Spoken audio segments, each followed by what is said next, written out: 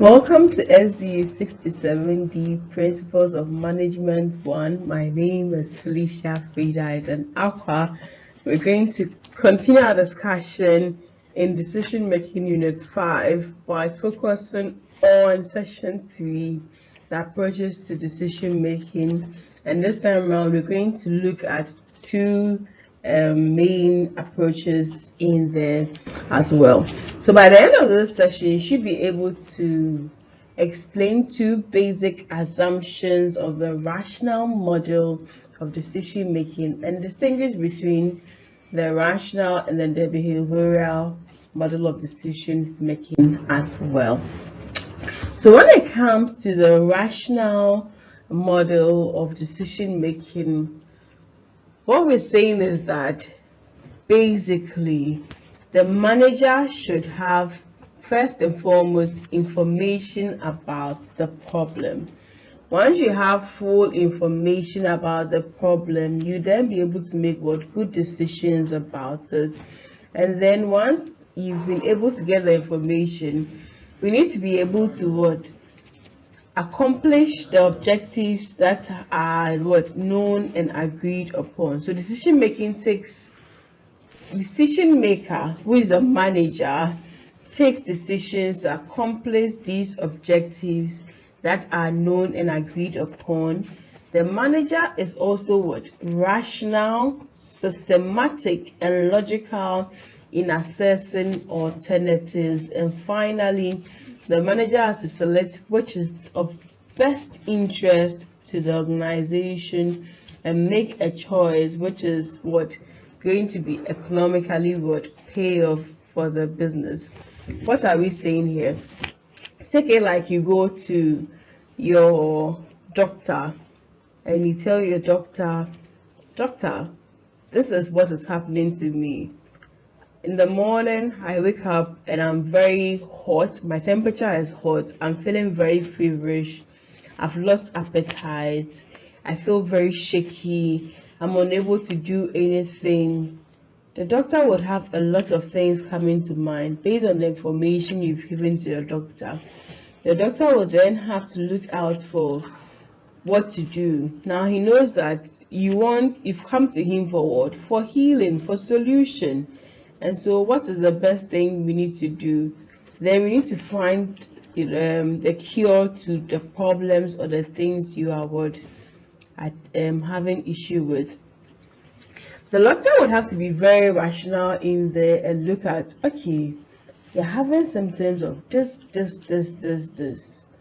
Systematically and logically, he's going to go through and see if you are having this, if you are having high temperature, you are feeling very cold, you've lost your sense of taste, you are feeling very shiverish.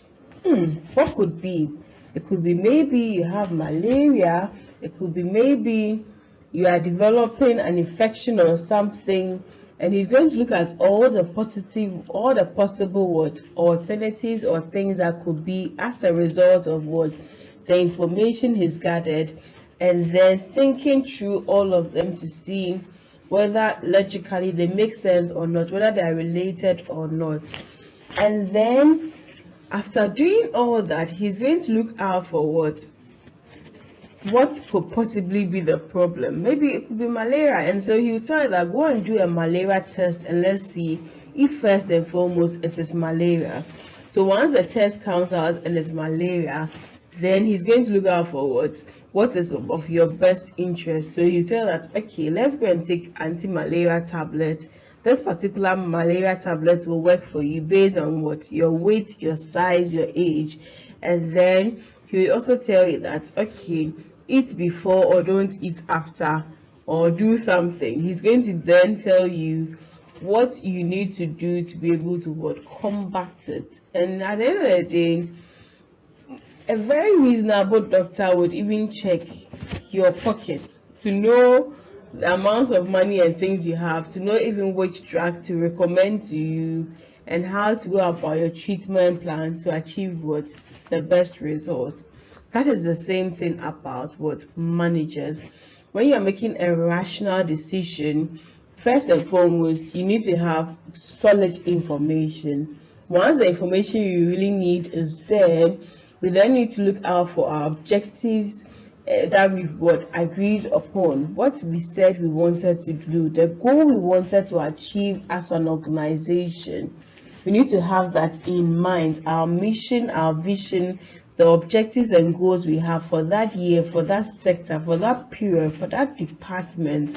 It should be in your mind when you're making your decision. And then you should be able to assess the various alternatives or the various possible things you can work with, and see which ones are rationally or systematically right for you to go in for.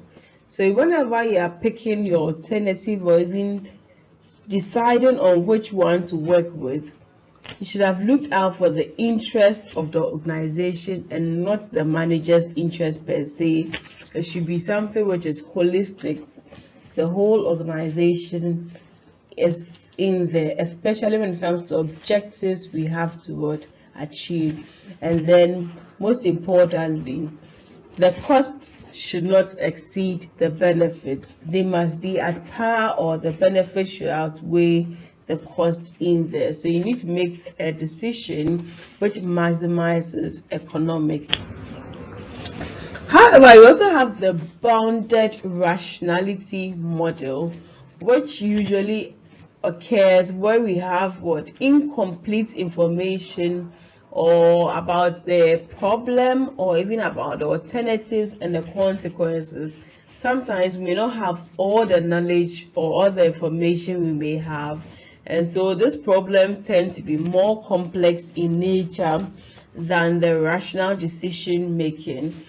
Their own intelligence have limits. That's the managers.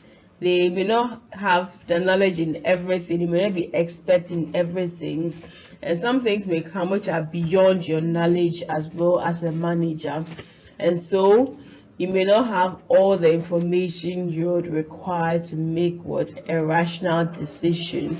And so the bounded rationality actually is not, it also happens when we don't have so much time on our hands to fully process all the information at our disposal, and the presence of conflicting goals.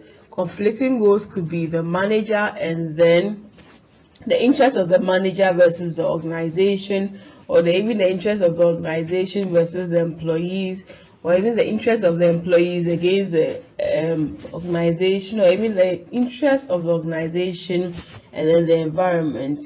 A lot of these conflicts come up, and sometimes it becomes hard to make a very rational decision making. And so the bounded rationality model actually encompasses these issues we are talking about in this session here.